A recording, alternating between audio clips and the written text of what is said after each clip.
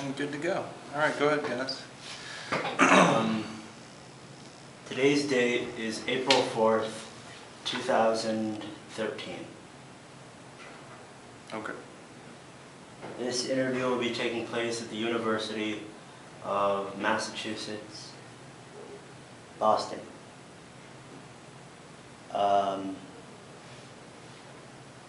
My name is William Higgins, and my partner here is Sinead Barrett. I will be conducting the first half of this interview with you, and then I will eventually transition over to Sinead. Good afternoon. Good afternoon, guys. As you know, this is an interview, so if there are no further comments, let's begin. If you wouldn't mind telling me, what branch in the military did you serve in? I was in the Army.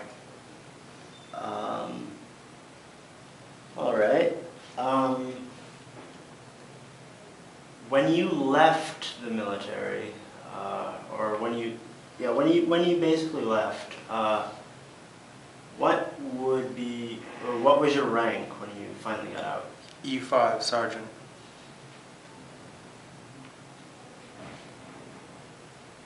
Where exactly did you serve? I served at Fort Lewis, Washington, and then when I was not deployed, when I was deployed, I served in Talafar, Baghdad, Diwania, Iraq. Okay.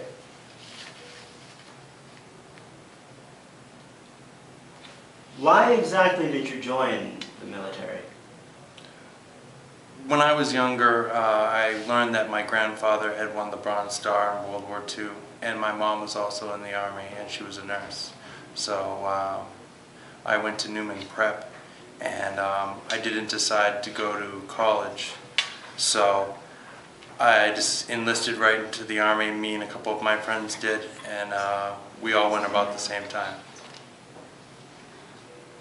This is my partner. Yeah.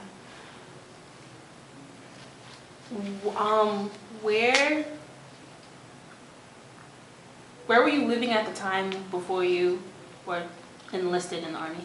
I was living in Dorchester, Mass. I went to Newman Preparatory School, as I said before. I also, before that, I went to Plymouth South, but by the time I enlisted, I was living in Dorchester, down the street. Why did you join the Army? Just my whole family. Like I said, there was a long list of people that were in before me. So, and like I said, I didn't have any college applications going on. So I decided just to enlist. So when you enlisted, you went to boot camp, right? Yes. So can you tell me about your experience at boot camp? I went down to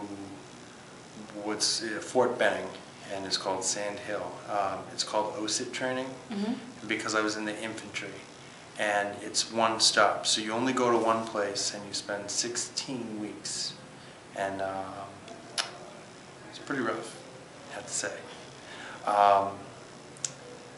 So I went through that. I did come home for a couple weeks because my grandfather died. He was the one that won the Bronze Star, so I got to go to his funeral in military attire. But then I went back and I finished it around December of 2004. Which war did you serve in? Was it the one in Iraq, Iran, or Afghanistan? It's called Operation Iraqi Freedom. I was there in January of '05 for 3 months in Talafar, and then I went again in, I think it was June of '06, and I came back December of '07. Did you see any combat during your time? I saw a lot of combat. My job was an infantryman, so mostly we did raids all across. I'll give you more. We were what's called QRF, which is a quick reactional force. So anytime something bad happened in Iraq, that's where we would go. We were mostly stationed around Baghdad, but we ended up moving all over Iraq. It was also during the surge, so about 100,000 troops came in about the time we were there, and combat operations really ramped up, and there was a lot of civilian killings during that time. So we went over there, and pretty much we put out fires. When something bad happened, we were called in. Do you know about the amount of casualties that you guys suffered? We were very lucky. My unit only, out of 250 guys, I think we only lost 2 guys. In my platoon alone, though, one of my staff sergeants lost his leg in an IED blast.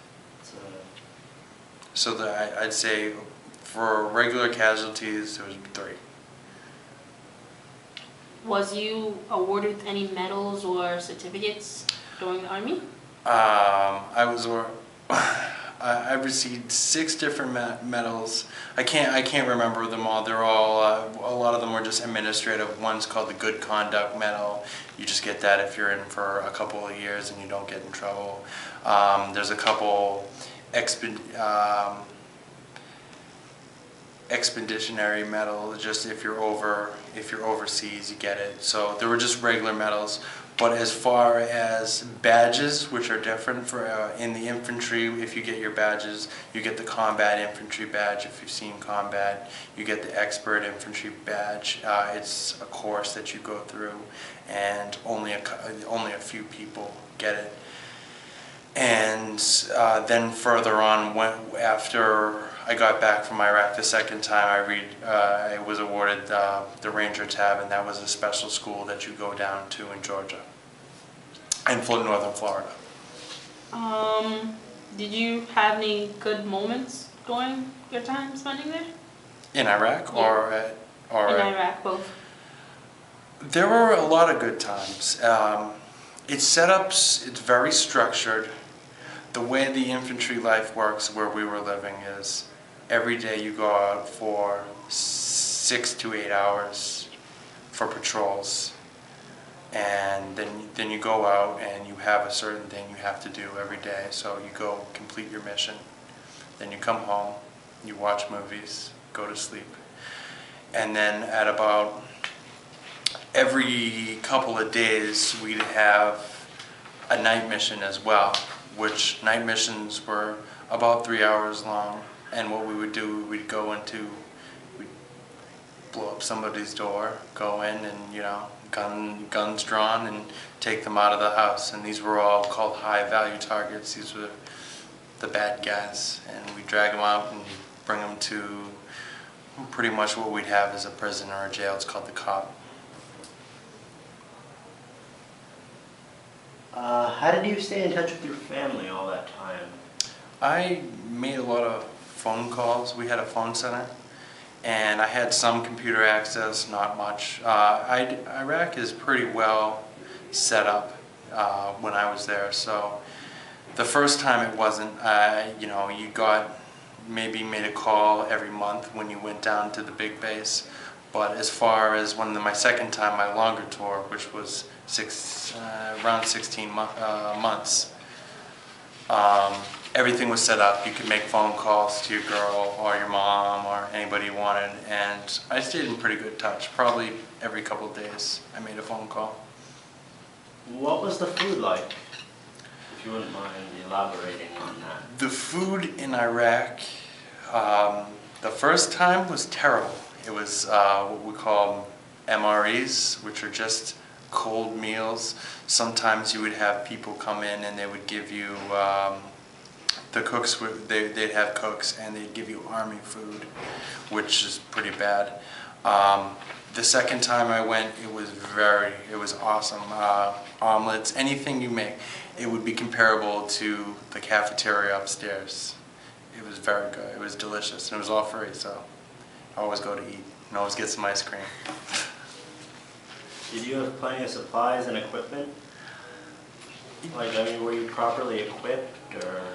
Well, what happened is we were part of what's called a striker brigade, which was a really new thing in the Army. It just got made about 5 or 6 years ago. Well, let me rephrase that, closer to 10 years. And at the time we were very well equipped because we were brand new, we had all new stuff. As far as well equipped, yeah, pretty much. We were very well equipped, and especially being in an infantry unit, they tend to equip you better than people who are not. You were better equipped, you said? Mm-hmm. How so? Or how so? How so?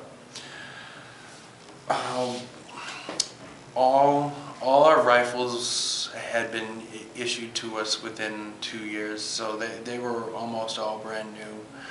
All our strikers were brand new. They had just been refitted. So that was the only hard part, because when you get a striker, which is it's an 8-wheeled vehicle, they were originally set up and they couldn't take RPG blasts, so we had to put slat armor on, which every little piece weighs about 600, 700 pounds. So you had to get that onto the side of the vehicle. And but as far as the supplies go, we were very well equipped, and I had no problems with that. Did you make close friends while in the service? Oh yeah. When I moved back home to Massachusetts, we kind of drifted apart, but I have people I always talk to every once in a while. But yeah, these people were real close to me. These are people I could always talk to. I told everything to. I knew everything about them. I can imagine that as an infantryman, you felt a lot of stress or pressure at times. How was it? I mean, did you actually feel that sort of stress or pressure? And if so, how did you cope?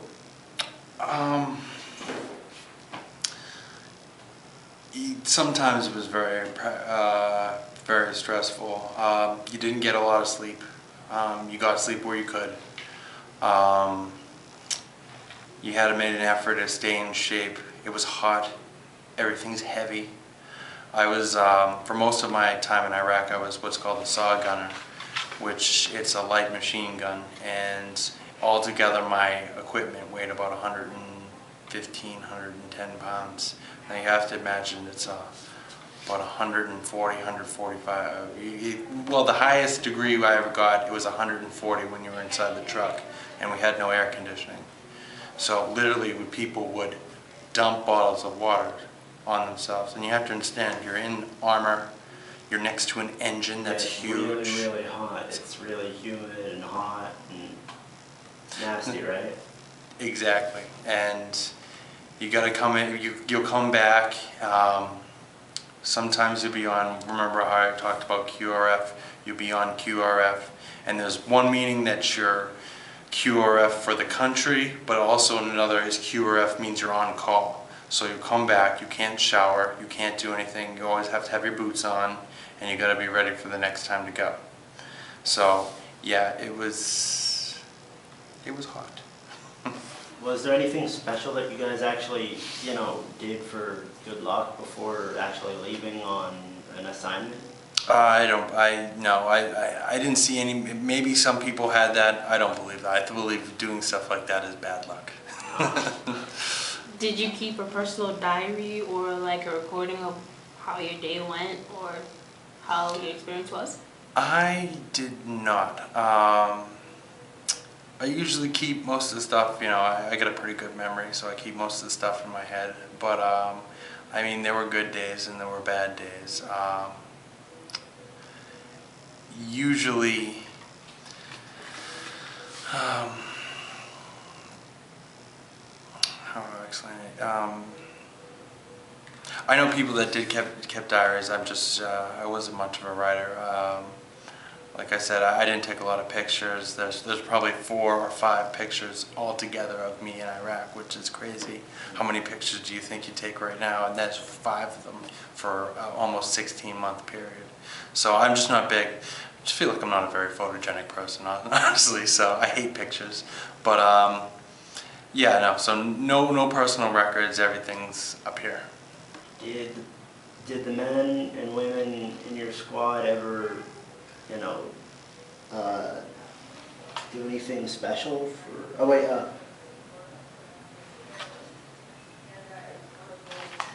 ever entertain themselves? Oh, well, we had a guy that always we always got together when we could. Sometimes we'd smoke hookah, which is just tobacco. It's a tobacco water pipe. We ended up playing a lot of video games. We were lucky and we got TVs, so we played a lot of video games. We watched a lot of TV shows.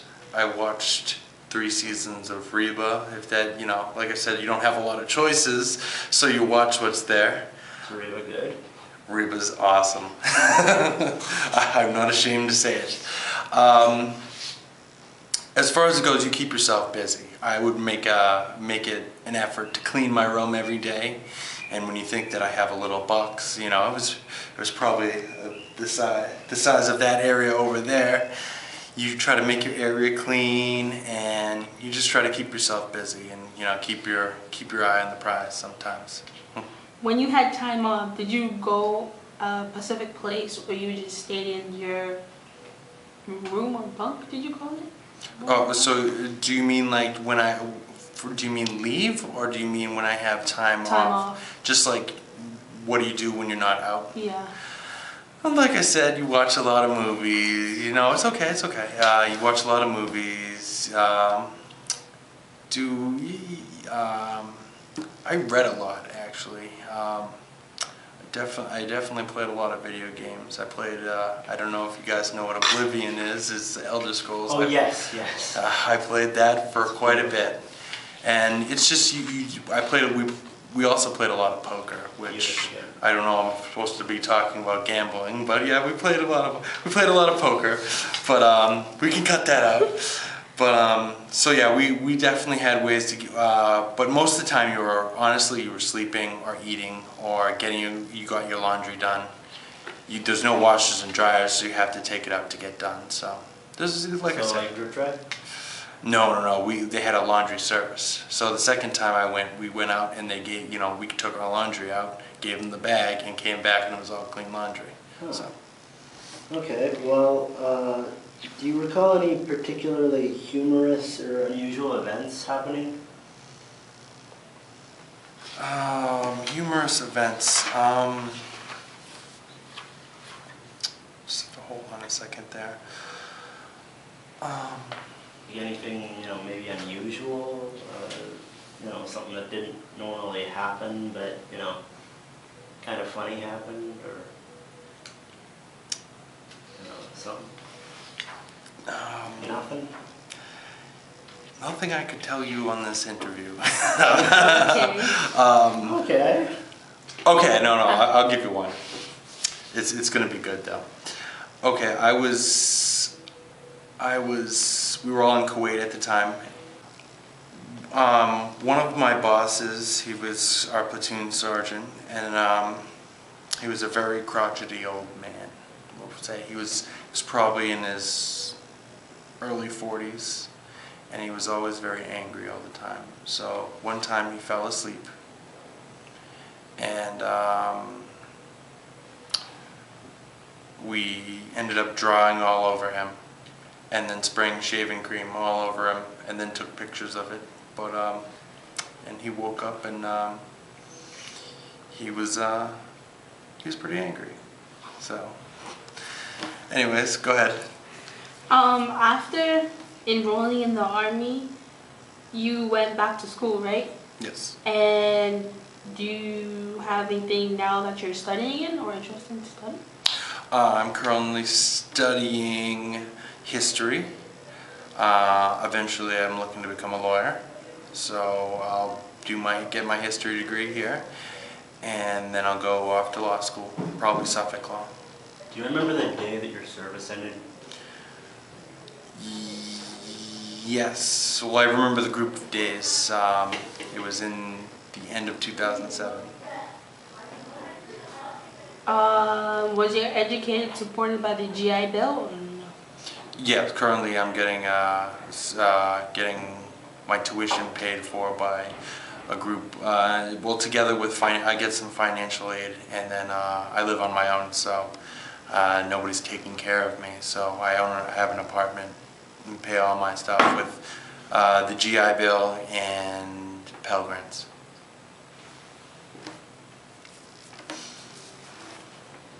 Did you continue? Did you ever join the Vietnam's organization? Any Vietnam organizations? Did you join a veterans organization? Veterans Yeah. organization. No, I haven't. I've gotten offers to join both the Veterans of Foreign Wars and the American Foreign Legion, and I just have no current interest in doing it. There's nothing wrong with that.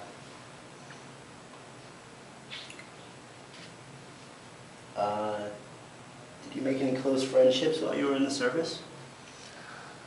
I had a few buddies I still keep in touch with. Like I said, we were all pretty close at the time, but like I said, it's been a couple of years, and I moved. Everybody I know still lives in Seattle, Washington, so I just haven't seen anybody in a couple of years. Did you attend any reunions that your group had? No, because they're all in Seattle, Tacoma, so it's hard to just go up there for a flight. But if I had the option, I would definitely do it. How did your service and experience affect your life? Gave me a lot of discipline. I was kind of a rough and tumble kid growing up in the hard streets of Dorchester, and I became a better person from it. But on the same side, I became less idealistic. I think I definitely became a little jaded because when you see a lot of bad things go on, you definitely it affects you in some ways, but.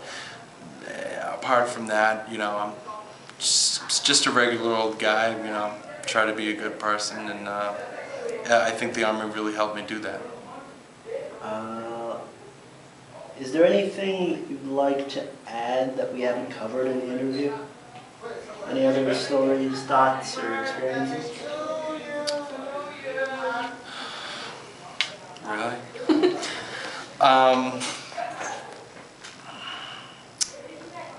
I'd just like to add that I'm a big proponent of the military. I think everybody should join the military because I think it really gives you a sense of